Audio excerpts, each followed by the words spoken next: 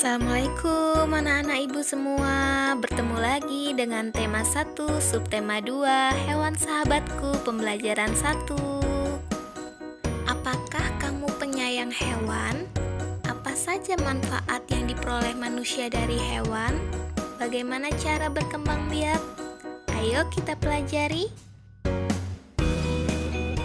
Setiap hewan memiliki kemampuan berkembang biak.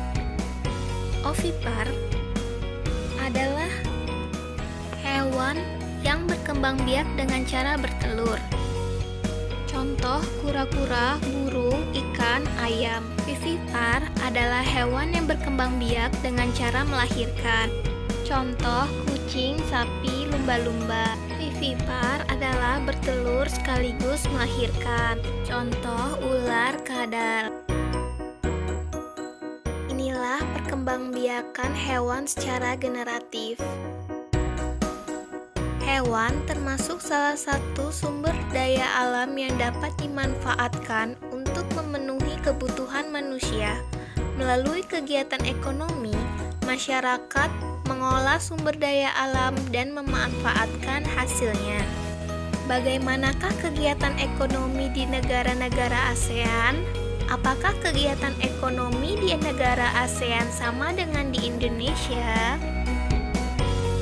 Malaysia, sebanyak 40% dari penduduk Malaysia bekerja sebagai petani. Selain kelapa sawit, komoditas utama ekspor Malaysia lainnya dari hasil tambang yaitu timah. Penduduk Singapura sebagian besar bekerja di bidang perdagangan dan industri. Kegiatan perdagangan menjadi jantung perekonomian di Singapura. Filipina, mata pencaharian penduduk Filipina sebagian besar adalah bertani. Revolusi hijau adalah gerakan perubahan dalam sistem pertanian agar menghasilkan padi yang berkualitas tinggi dalam waktu yang cepat. Kegiatan ekonomi penduduk Thailand adalah pertanian, perkebunan, pertambangan, dan perindustrian. Penghasilan devisa utama Thailand adalah dari industri pariwisata. Vietnam merupakan negara agraris, oleh karena itu, mata pencaharian sebagian besar penduduknya adalah bertani. Brunei merupakan negara penghasil minyak bumi dan gas alam yang menjadi sumber devisa terbesar negara. Myanmar adalah negara agraris dengan mata pencaharian sebagian besar penduduknya adalah bertani. Hasil utama pertanian Myanmar adalah padi.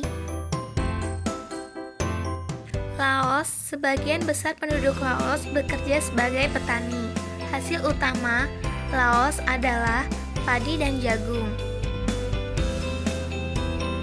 Kamboja adalah negara agraris. Sebagian besar penduduknya bermata pencaharian sebagai petani.